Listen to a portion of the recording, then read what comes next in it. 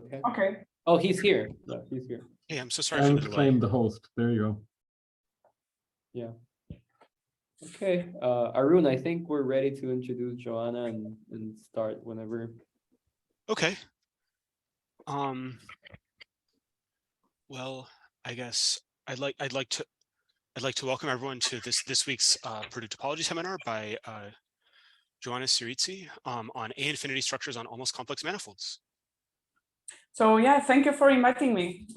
It's great to be seeing you. And well, yeah, this talk.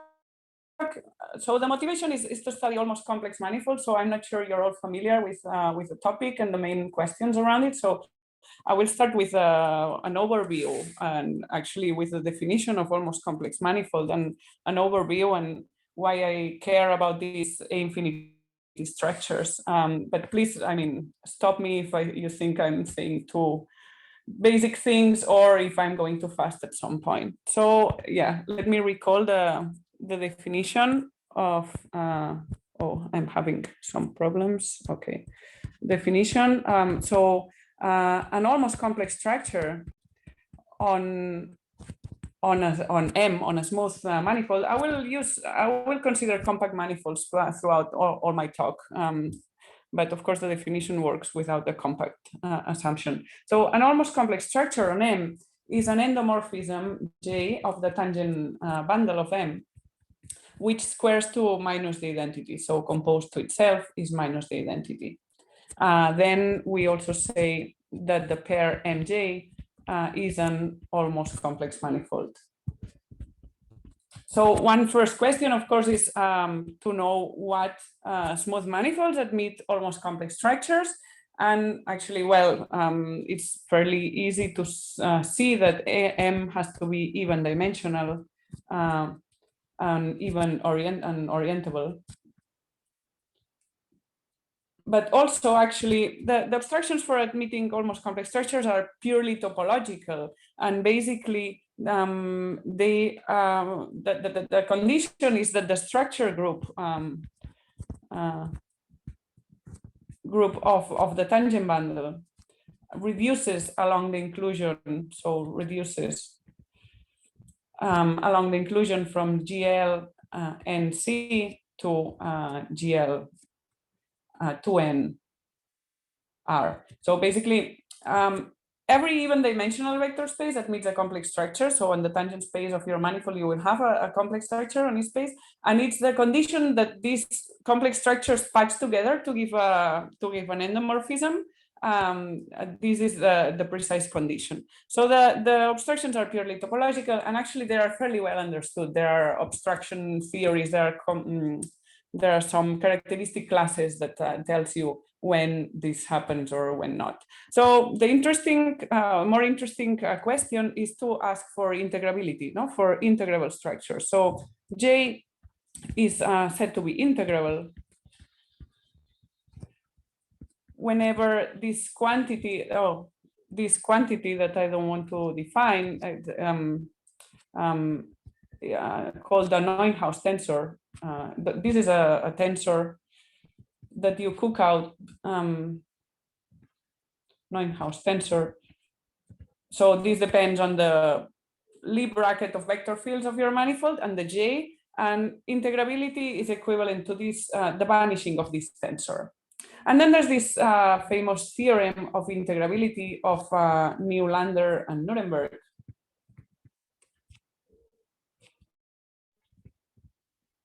Oh, Nuremberg. That says that, well, this quantity vanishes, that the J is integrable precisely when J is induced from a holomorphic atlas.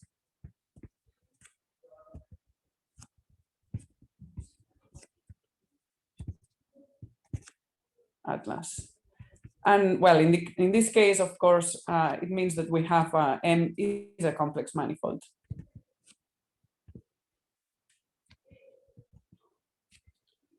So in particular, of course, almost complex manifolds are particular cases of complex manifolds. And then there's this condition, extra condition of integrability that tells you when an almost complex structure is arises from a complex structure or from a holomorphic atlas. So the more interesting question now is to ask which almost complex structures or which almost complex manifolds admit integrable structures.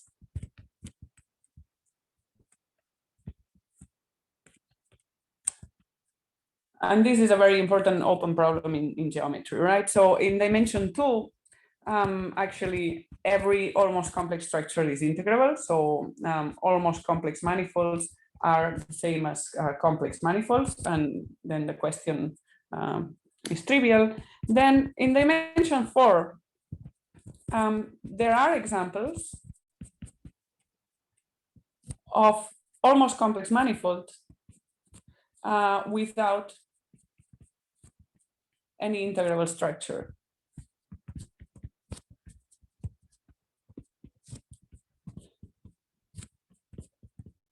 And I will comment at the end of the talk how can you produce such examples using homotopy theory, for example.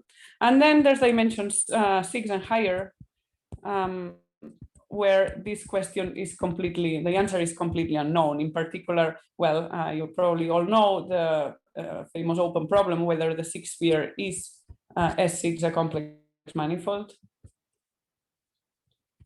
And of course, yeah, we don't know that. I'm not going to address this type of question either, but this question here is the motivation for everything I will talk about today, or in particular, maybe a question Q prime that I like to attribute it to Sullivan, because he's the first one who asked me this question, which asks if there are homotopical obstructions.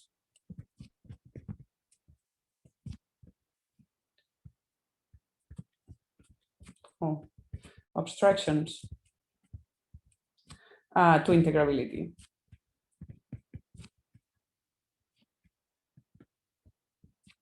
So if there are homotopical abstractions for an almost complex manifold that meet integrable structures.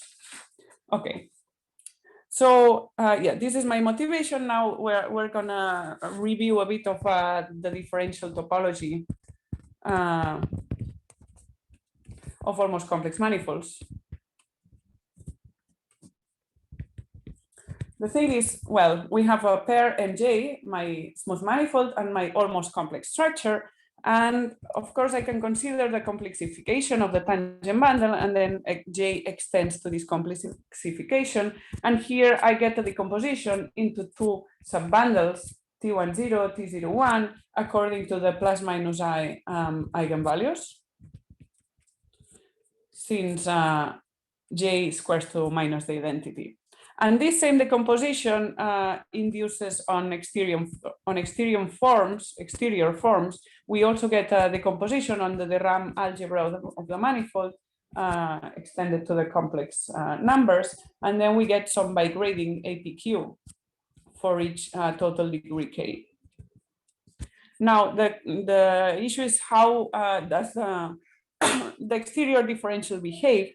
In fact, according to this bi-degree decomposition, we get that the differential decomposes into four pieces that we call mu bar, del, and mu, which have the following bi-degree. So del bar and del are of bi-degree 1, 0 and 0, 1, and then there are mu bar that has bi-degree minus 2, 1, and mu. So mu bar here has bi-degree minus 1, 2. Del bar has bi-degree 0, 1, and the other two are complex conjugate to these two differentials. To see how this works, this is pretty easy actually. So if you are a function, you live in A00, then the exterior differential, which will go to A1, but A1 only decomposes into two pieces, A10 and A01, then it means the differential from any function just has two components that we call del bar and del, and that's all we have in degree 0. Now, if you're a one form, you can be at A01, then the differential can go to A02, of course, I will call del bar as well. It can go to A11, and I call del, but it can also go to A20 here. And then I have this new component, which is called, I call it mu. And this is for 0, 1 forms, but you can also check A10 forms, and then you could go here, here, and you also get this component that I call mu bar. Now, the exterior differential is generated by what happens in degree 0 and 1. So basically, these 4 components are everything that you get in general. So you only get 4 components in general. Now, of course, maybe a remark, you're more familiar with the case of integrable structures. Integrability is actually, so I talked about integrability in terms of this Neuhaus tensor, which actually manifests itself as these 2 components, mu and mu bar. In fact, there's this formula, mu plus mu bar is equal to 1/4 of the Neuhaus tensor when we extend it to the complex numbers and we take its dual. So in particular, maybe here, so nj equal to 0 or integrability is equivalent of the decomposition of the exterior differential into 2 components only, del and del bar, and then you have del bar square equals 0, and so you have the usual double complex, which gives rise to Dolbeault cohomology. Okay, so, but in the general non-integrable case, we have these 4 components. And then if we look at the equation d square equal to 0, and we look at the by degrees, we get a set of 7 equations, which are the following. We get that mu bar squares to 0. We get that mu bar and del bar commute. We get this other formula, del bar square plus mu bar del plus del mu bar equal to 0. We also get this formula with del and mu's. So each of these equations has the same by degree. And then I have this conjugate, this equation here is complex conjugate to itself. And then I have 3 more equations that are complex conjugates to the first 3 that I wrote. So we have 7 equations accounting for the fact that the exterior differential squares to 0. So one observation here is that in general, del bar doesn't square to 0 in the case of, in the non-integrable case. So it doesn't make sense to take cohomology with respect to this operator, but mu bar squares to 0. So I can define what we call mu bar cohomology. It's just the kernel of mu bar mod image of mu bar. It's nothing really special. So this first equation tells me that I can define this quantity. The second equation tells me that there's a well-defined operator del bar on mu bar cohomology. So I take a mu bar cohomology class and I apply del bar to it, and this is well defined. And the third equation here tells me that del bar squares to 0 on mu bar cohomology. So now you can define what is Dolbeault cohomology for any almost complex manifold, extending the usual Dolbeault cohomology of complex manifolds, and you just take the cohomology of this mu bar cohomology with respect to this del bar operator. And this is a result that we proved together with Scott Wilson that says that actually this Dolbeault cohomology is part of a spectral sequence. So there's a filtration such that the E1 page of this, there's a filtration on the Rham algebra such that this E1 page is actually Dolbeault cohomology, and this spectral sequence converges to complex the Rham cohomology. So basically proving what we have for what we had for complex manifolds extends to the case of almost complex manifold. So this is a new analytic invariant for for almost complex manifolds.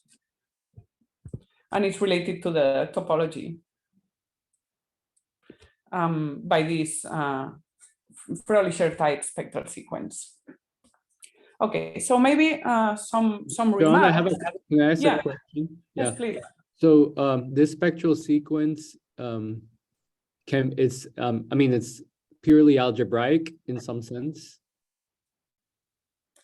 Yeah, so well, you work with differential form, the algebra of differential forms, and we define a Hodge filtration on these differential forms. Only that it's a modification that so for complex manifolds you take the column filtration as a Hodge filtration. Here we need to do some correction of that to get a filtration that is compatible with the differential, and then we get a spectral sequence. It's the spectral sequence associated to a filtered complex.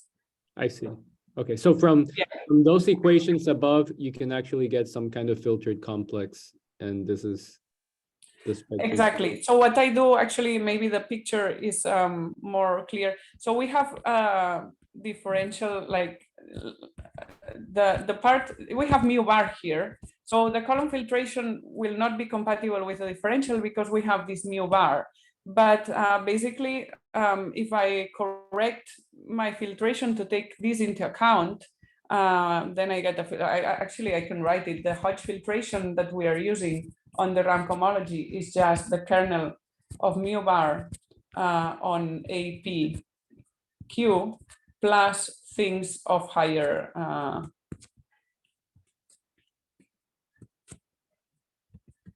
I see. Well, so and then this is a filtered, it's a filtered CDGA, and yeah, that's my starting point actually for doing homotopy theory with it. Any more questions? Okay, so maybe some remarks. It's that this Dolbeault cohomology that we introduced, it has very nice properties in some particular cases. We produced a partial harmonic theory around it, some partial results on finite dimensionality, but in general, so the Dolbeault cohomology, even in the compact case, is not necessarily, or it's not finite dimensional in general. So even in the compact case, for non-integrable manifolds, we have that this is not always finite dimensional. So it's not as fantastic invariant as we would hope for. In fact, in dimension 4, H01 Dolbeault is finite dimensional if and only if J is integrable.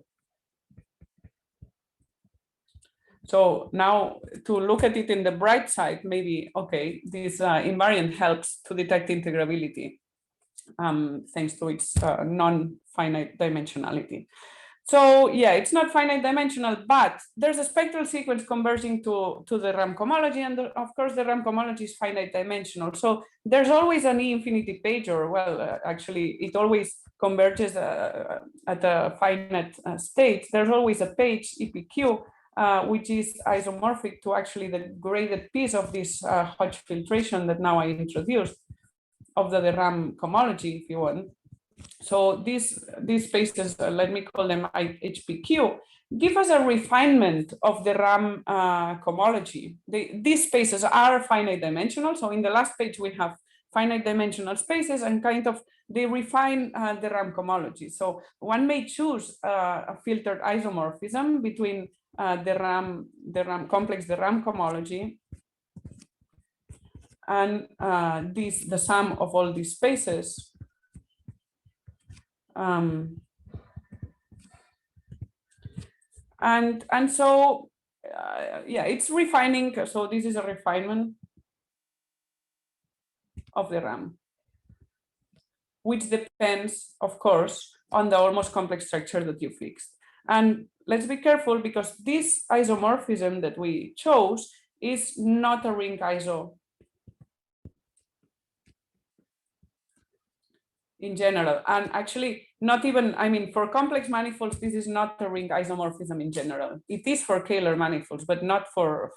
So one question that the question I wanted to address and took me to study these A infinity structures on complex manifolds is how do the cap and massey products behave with respect to this by grading?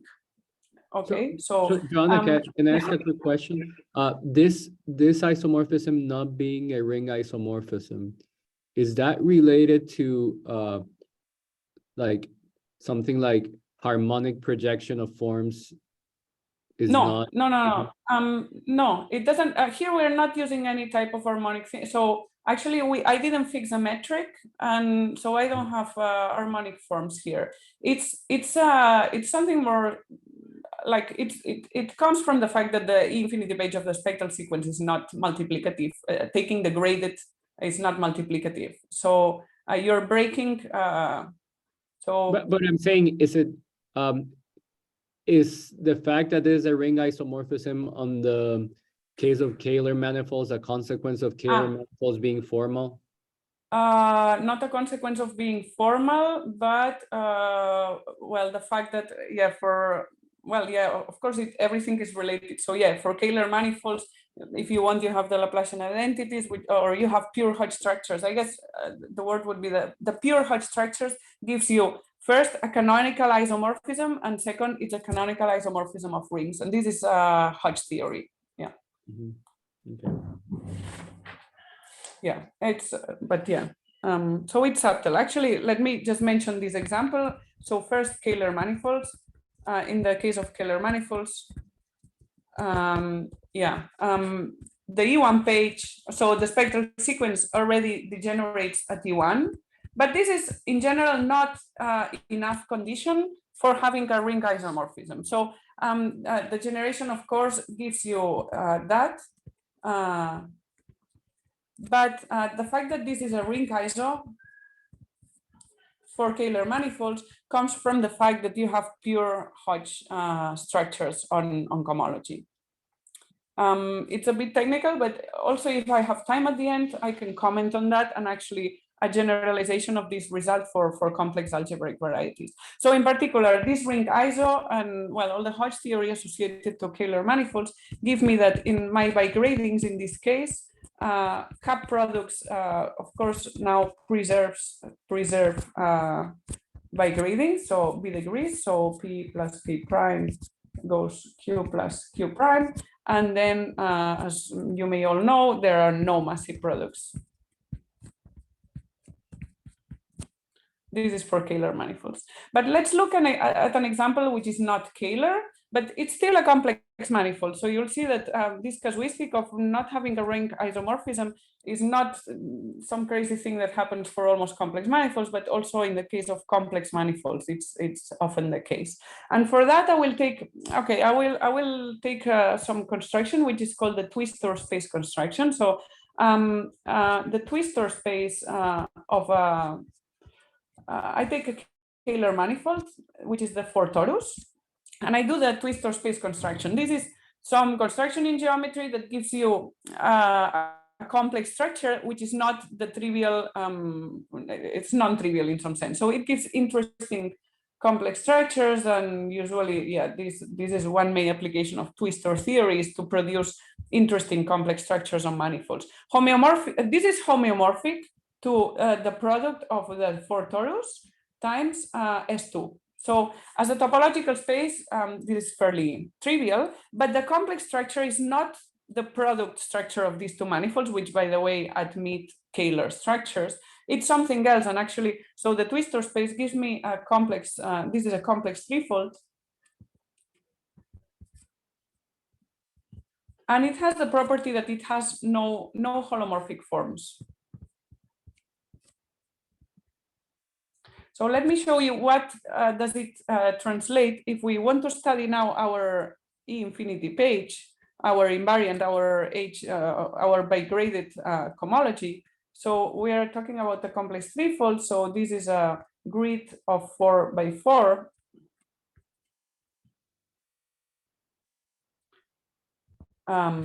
And then, well, here I have the unit and I have the top class of my manifold.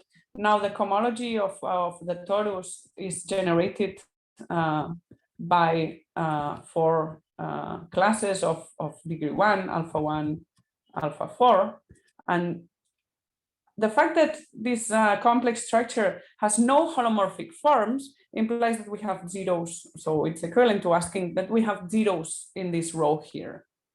And actually, I didn't mention it, but these spaces satisfy what is called Serre duality, which means that there will also be zeros here. Okay, so what it means, these classes that are of degree 1, they can only leave all of them here. Okay, but there's also one fact that if we multiply alpha 1 times alpha 2 times alpha 3 times alpha 4, this goes to the top class of the torus. And this top class, so if by degrees were preserved, this would multiply to something outside of this grid. So it cannot be. And actually what is happening in this example is that they multiply to something living here. Okay, and actually just to complete the picture, the cohomology of S2 is generated by some 2 form omega, which lives here. And of course, omega times t is the top class of my twistor space. But what we see is that there's this product here, which do not preserve by degrees. Actually, this is a product, this product has by degree 2 minus 2, in the sense that it should fall here, but instead it's going 2 to the right and 2 down. It ends up here. So it's an example where we have a fancy complex structure, if you want, and this is clearly not a ring isomorphism, and the by degrees are jumping. So one main motivation I had to, when I started working on this, was to understand what can happen, what are the possibilities, how can products behave in this grid that we have, even in the integrable case. So, but it also works for non-integrable manifolds. So, okay, the theorem I want to discuss or present is the following, and this is joint work with my PhD student, Anna Supena. Actually, this was her master thesis. So now she's she's doing more work on related things. And it's the following. So let's, well, maybe the theorem is not stated. Let me state it like this. Let M be an almost complex manifold, and assume, I want to assume the spectral sequence degenerates at some point ER plus 1. So assume that the spectral sequence degenerates at ER plus 1 exactly. So I mean ER, the term ER is not ER plus 1, and then this is, so degeneration occurs at this stage. Then, oh, sorry. Then, well, 2 things. First, the cup product behaves like that. So HPQ times HP prime Q prime can go to the sum for I bigger or equal than 0 of HP plus P prime plus I Q plus Q prime minus I. So it says basically what was happening in the previous example, that cup products, the by degrees, they can jump to the right as much as you want, and the same quantity down. Okay, and then of course this doesn't depend on the degeneration. The degeneration I needed for the second statement, which is about massive products. And well, there's a general statement for any tuple massive product, but I will focus on triple massive products because this is, I think it shows enough how things work. So for triple massive products, we have that basically from, well, triple massive products, I need 3 cohomology classes living in some PQs, so PQ to here. And the statement is that they can go to the sum again of some, they can jump as well, but the jumps now will depend on whether the spectral, where does the spectral sequence degenerate. So this goes to the sum of the p's plus I minus r.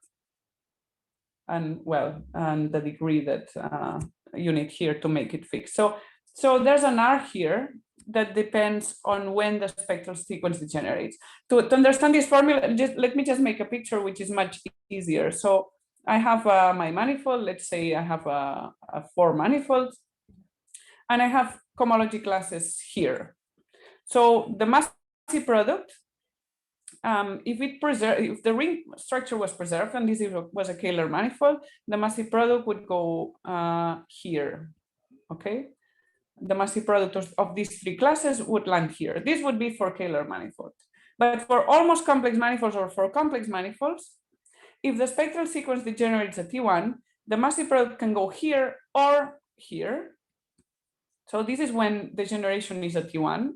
But if the spectral sequence degenerates later at T2, then the massive product can also go here. So as soon as the spectral sequence degenerates later, the massive product can also move to the left-hand side of the board. So that's the game. Yeah. So, okay, how do we actually prove this? And then I will talk about some consequences of this. So how do we prove this? Well, we study A-infinity structures. Well, filtered infinity algebras, actually. So just a quick notation, I guess I don't need to define what an A-infinity algebra is in front of you guys, but please tell me if anyone wants the definition. But just to fix notation, if I have an A-infinity algebra, this is my graded vector space with these structure maps that go from S copies of A to A. And these maps have degree 2 minus S, and they exist for all S bigger or equal than 1. So mu1 actually is, usually is denoted as D is a differential, and then, well, yeah, mu2 is the product, and then you have all these higher homotopies. But I want a filtered, so a filtration, I want a filtered infinity algebra, so a filtration in this case is just, well, a filtration, oh, I closed, okay, sorry. It's a filtration on each vector space. I will have it bounded because I'm in this world of complex manifolds where everything is finite and bounded, but we can also do things unbounded, I think. So I have this filtration of each graded vector space, and I ask the condition that F, so F needs to be compatible with all the structure maps. Okay, so preserving all my maps. So this is a filtered A-infinity algebra. So the theorem, in fact, that we had, that we proved with Anna,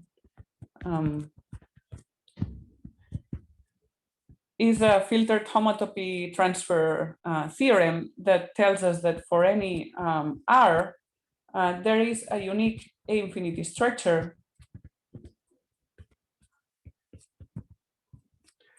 on, so I have my filtered algebra, so I can take the ER page of A with respect to this filtration, and unique with the property such that there is of course, a map of A-infinity algebras.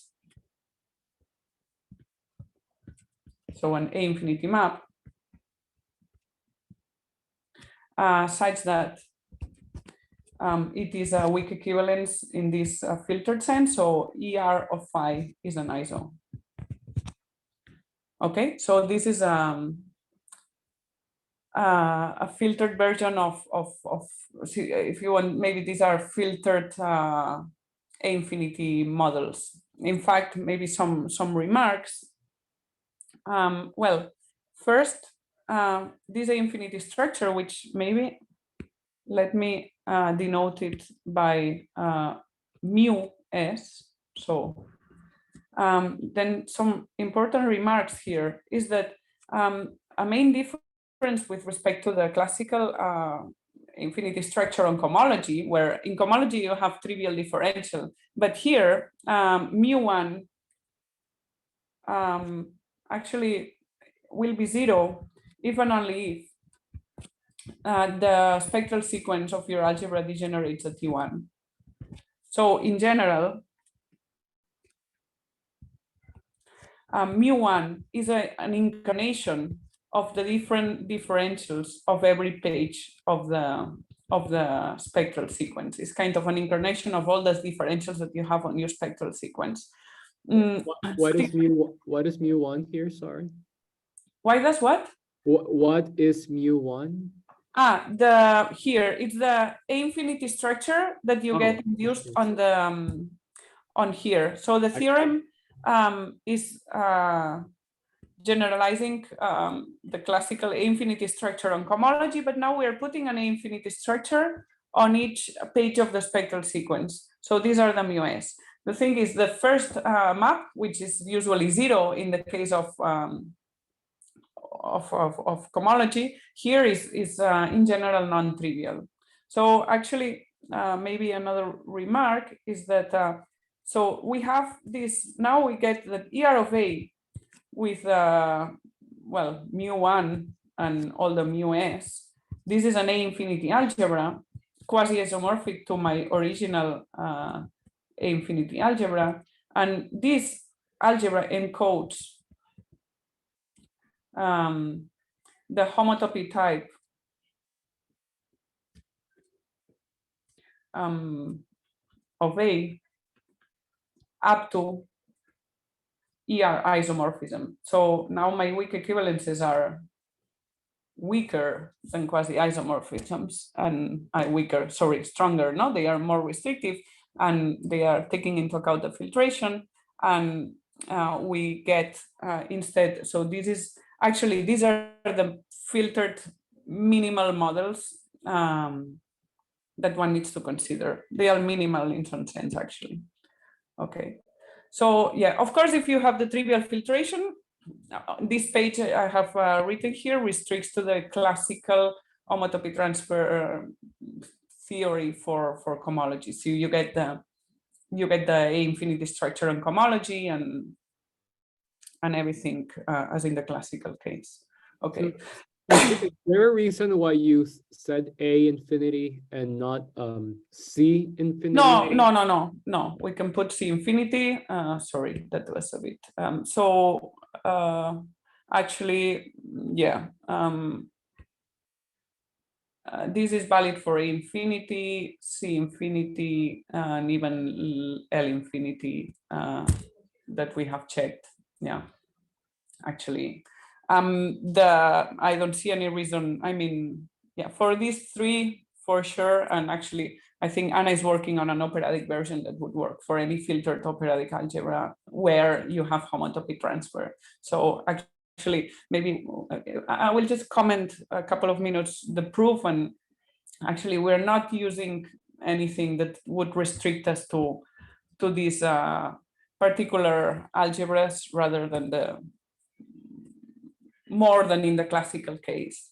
So yeah, the proof more or less, or an idea of the proof, because actually everything about filtrations gets quite technical, and I'm actually not a fan of talking about spectral sequences in talks. This statement needed spectral sequences, but that's why I started with a motivation more about bigradings, no? And I'm more interested in how bigradings work than not spectral sequences. But okay, let me just mention how we prove this more or less. So the case R=1 is the difficult one, and then we do some induction. So, but the case R=1, we still, oh, why do I do that? Okay, we still do in this case an induction over the filtration.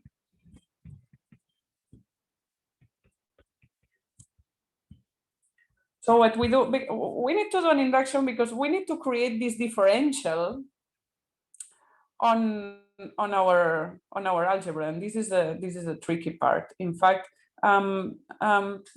actually, so what do we need to create? In fact, is we want to. So the aim is to produce a homotopy transfer diagram from my filtered algebra. Oh, now I took my filtered algebra to the ER page of its spectral sequence. But here we will put a differential. We need to put some differential. And I want to create this homotopy transfer diagram where all these maps F, G, and H preserve filtrations.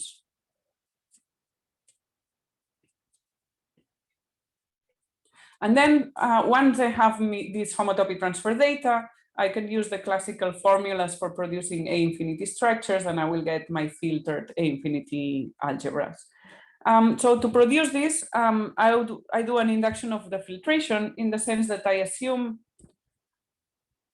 inductively that I have some homotopy transfer data from the FP part. So now I have a cochain complex. The FP part is a cochain complex, and I assume I have these guys going to some MP with some differential, where MP is built out of my spectral sequence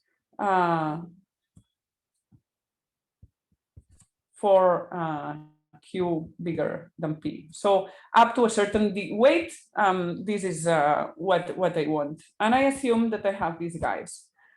And then for the inductive step, this is if you've worked out sometime the construction of minimal models of Sullivan minimal algebras. So in the sense of rational homotopy theory, we do a very trick that is inspired on that, which is we take the mapping cone of this map, and this will help me build the next step. So the mapping cone of this map, this is a cochain complex, and I do classical homotopy transfer theory on this cochain complex. So here, let's say by Kadeshvili theory, I can apply homotopy transfer and I get some data here. And then I can plug together these two things that to actually go over the inductive step. So yeah, more or less this helps to solve the case R=1. And then for R=2, things get a bit more technical. R bigger than 1. Basically, we do some trick, which is we use some functors that exist on filtered complexes that basically shift the filtration up and down in the sense that these are called the shift and decalage filtrations. And basically, if you take the shift, the pages of the spectral sequence get shifted to higher degrees, and the decalage does the reverse thing. This is a pair of adjoint functors, and this helps basically do induction to prove the same thing. Sorry, here. So this business here helps us do the case E1, and then with this trick of shifting and decalage, we can go over any page of the spectral sequence. I think, yeah, I don't want to give more details than that, but of course I'm happy to answer any questions you have about this, the proof of this. So maybe let me just comment on some consequences of this result. So let me go back to geometry briefly. So what time is it? I'm still fine. Okay, so some consequences.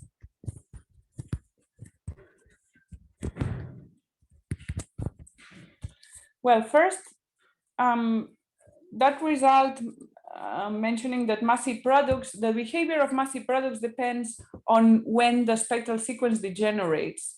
And actually, if you'll play a bit of a Sudoku, one consequence is that if the spectral sequence of a, actually you can work algebraically, no, of a filtered algebra degenerates at T1, then there are no massive products.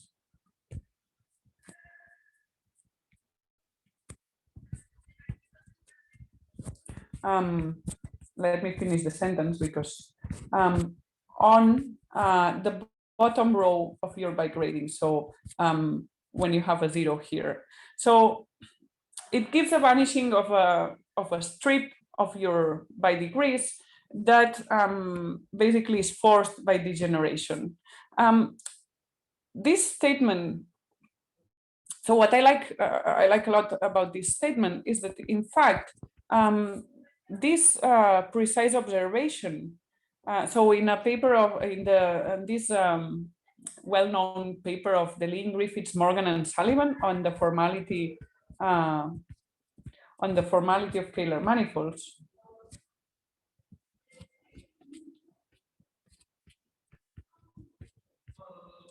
In the introduction of their paper mentioned that in fact that one main motivation of their work was that they observed that for Kähler manifolds, this was always happening. There were no products on H star 0. And then they were inspired by this result to see if there were massive products anywhere else. So what I like now, this result helps us understand that E1 degeneration already gives us the vanishing of these massive products. And then the other part of information that you need for the full vanishing of massive products, it comes from pure Hodge structures, actually. Well, they prove it. They prove formality using the Didi-Bar lemma. So through harmonic theory, but actually Didi-Bar lemma is equivalent to degeneration at T1 plus pure Hodge structures on cohomology. So this first consequence that we're mentioning says, okay, if you only have degeneration at T1, then you have already the vanishing of the bottom row. Of course, it doesn't give, so this consequence is not topological in the sense it's not giving us a strong topological consequences of anything. It's more a combined analytic topological property. So it's not amazing, but it is one consequence. For example, this can be used in the following situation. Let M be an almost complex manifold of dimension 4. Then actually, well, more than an example, this is a proposition, I guess. So let me mention one proposition. If we have an almost complex manifold of dimension 4, then E1, the spectral sequence degenerates at T1 if and only if J is integrable. So using this proposition and combining it with this consequence or this type of behavior of massive products, you can arrive to so you can build almost complex manifolds not admitting integrable structures by playing with this type of result and the fact that integrable structures are precisely those where the spectral sequence degenerates at T1. And in this case, the massive products cannot exist on this bottom row. So of course, let me recall in dimension 4, the problem of integrability is so we are not solving anything new, but this type of analysis helps create examples without. So if you go to the literature, most of the examples of almost complex four manifolds that do not admit integrable structures, the argument goes through Kodaida's classification of complex surfaces. And this is big machinery that you're using. And instead, actually, just by analyzing a bit this easy homotopy theory on almost complex manifolds, you can arrive to this proposition. So let M be an almost complex manifold of dimension 4, such that E1 equally infinity and Betty2 is even, then M is formal. Okay, this is not direct from the theorem I mentioned before, but it just requires a bit of more Hodge theory analysis.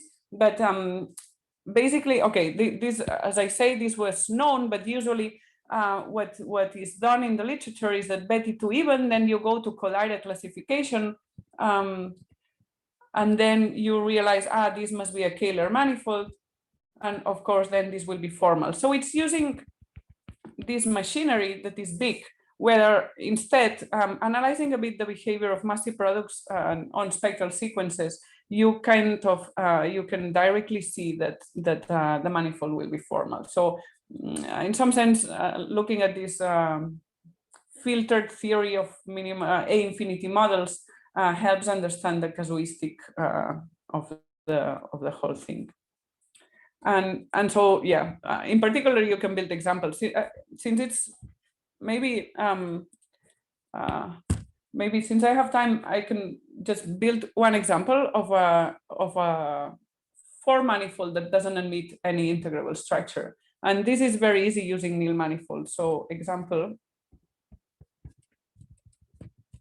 I don't know if you're familiar with the theory of nil manifolds, but if you take a Lie algebra, real Lie algebra of dimension 4, then if the structure constants are rational, then there's a theorem of Malchev saying that its associated Lie group has a co-compact subgroup such that the quotient is a compact manifold. So in particular, I take, in this case, I take a real Lie algebra with 4 generators.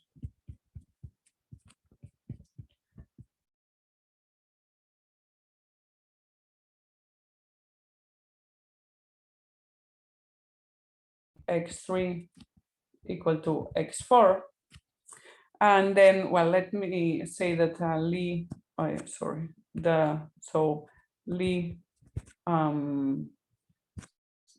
is the Lie algebra of this big G is G. So then there's a manifold that is compact, which is a quotient of G mod some discrete group. And this is a compact 4 manifold. Now, one can define many, so actually, the nice thing about these nil manifolds is that to define an almost complex structure on this manifold, you can just define it on the Lie algebra. So I can define some J, for example, that sends X1 to X2 and J X3 to X4. And this gives me an almost complex structure on my manifold. So this is an almost complex manifold. And also from the Lie algebra, by taking the Chevalier-Eilenberg construction, one can compute its cohomology, actually. Maybe I will need some more space here. So,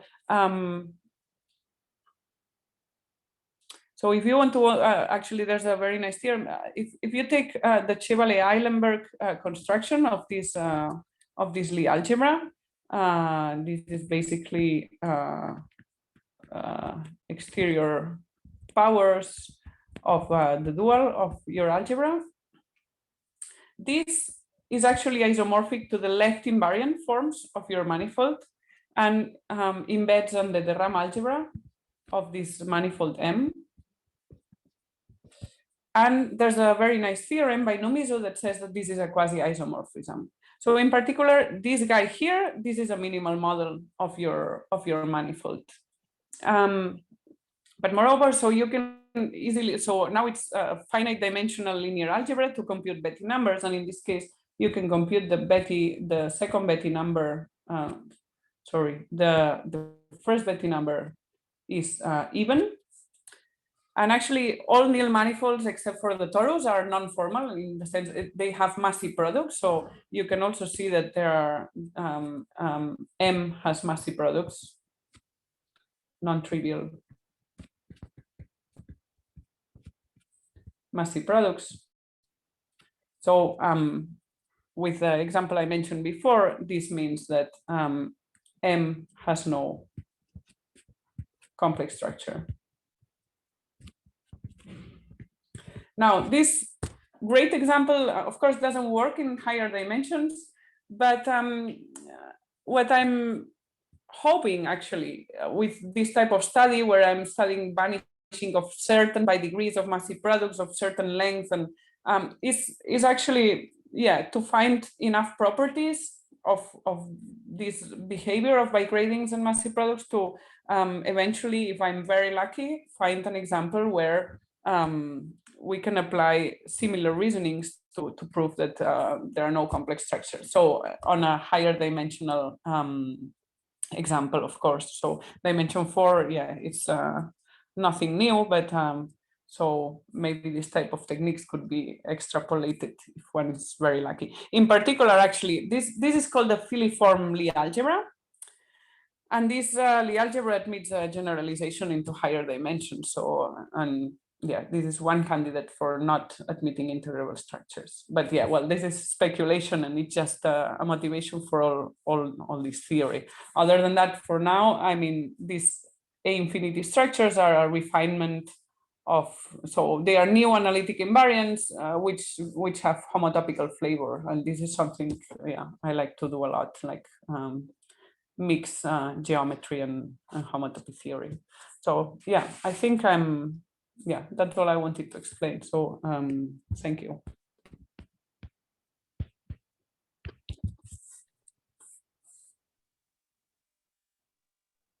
Awesome. Let's all thank the speaker.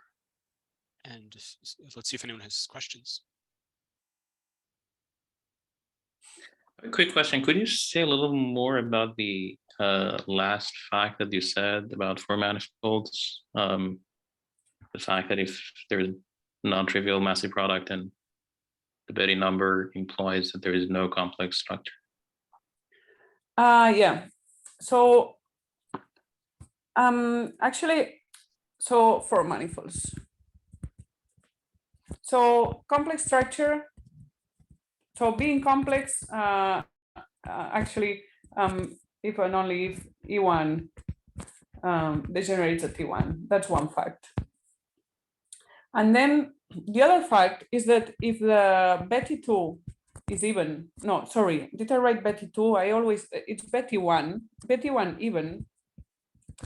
Actually, this will imply that H01 is equal to H10.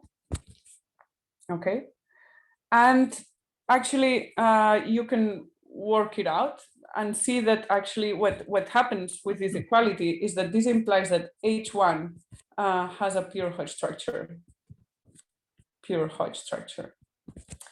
and this is H1. For H2, so H2 actually always has a pure Hodge structure. This is very easy to prove on complex surfaces. So always pure Hodge structure. And then we're in dimension 4, so H3 is again isomorphic to H1. So basically what's happening is that Betti 1 even is ensuring that you have pure Hodge structures. And then you can use either reasoning what I use is yeah, again a reasoning of homotopy transfer theory that I maybe didn't mention. So when you have pure Hodge structures, you can build a homotopy transfer diagram that strictly preserves this the bigradings of the pure Hodge structure, and this will give you the vanishing of massive products, as in the case of Lillian, Griffiths, Morgan, and Sullivan. So it may not be formal, but nonetheless, it implies that, No, it will be form like, well, I mean, if you have a pure Hodge structure, does it imply that the manifold is formal? E1 degeneration plus pure Hodge structure implies formality I see.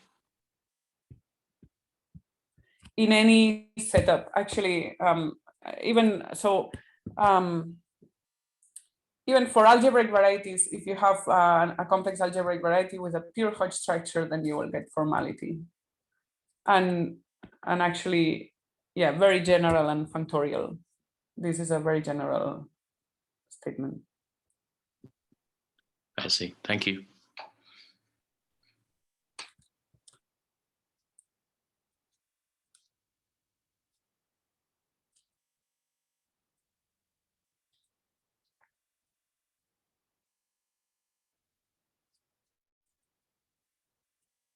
Our spectral sequence is too scary.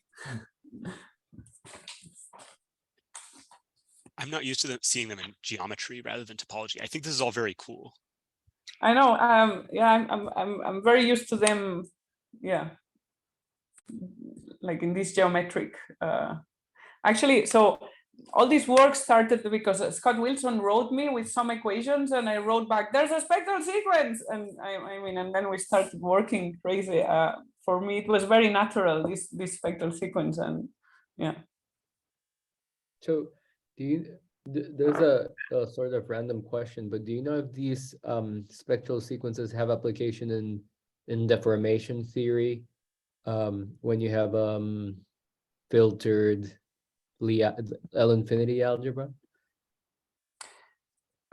Yes, actually, well, actually, so there I mean, are related results. For example, so when you work in algebraic geometry, it's interesting to study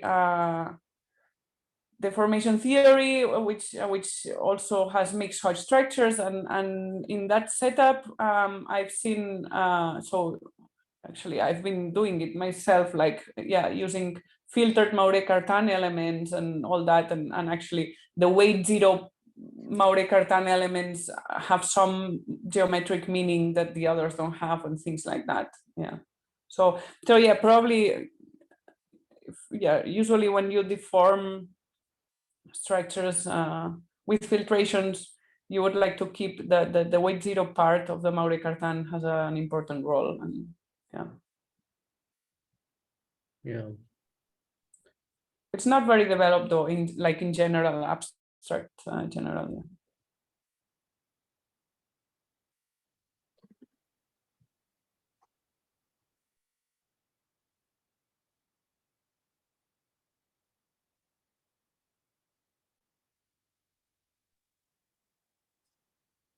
Um, I'm going to turn off the recording.